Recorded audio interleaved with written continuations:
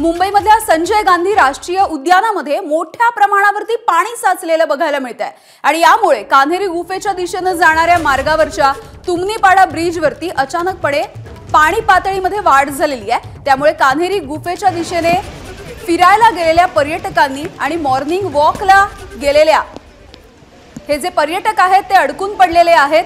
100 पेक्षा जास्त लोक तिकडे अडकून पडलेले होते आणि सध्या त्यांना बाहेर काढण्यात आलेलं आहे। सध्या कान्हेरी लेण्यांकडे आणि गुफेकडे जाणारा रस्ता हा बंद करण्यात आलेला आहे। मुसळधार पावसामुळे संजय गांधी राष्ट्रीय उद्यानामध्ये हे पाणी साचले आहे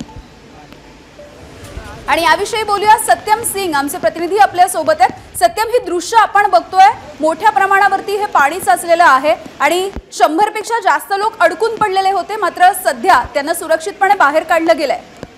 नक्कीच आज पहाटेपासून मुंबईच्या पश्चिम उपनगरात मुसळधार पाऊस कोसळत आहे।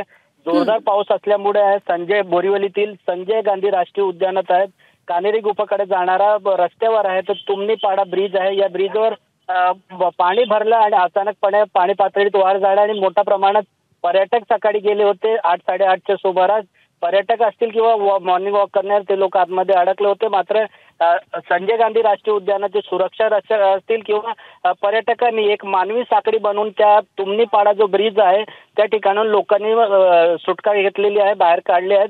सुखरूप सुदैवाने या पाण्यामधून सर्वांना या ठिकाणी बाहेर काढण्यात आलं।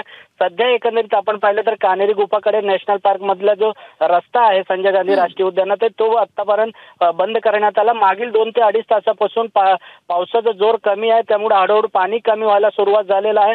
मात्र पाणी पातळीमध्ये अचानकपणे वाढ झाल्यामुळे 100 पेक्षा जास्त या ठिकाणी पर्यटक होते ते अडकले होते, धाकधूक वाढली। अगदी धन्यवाद सत्यम या सगळ्या अपडेटसाठी। एबीपी माझा, उघडा डोळे बघा नीट।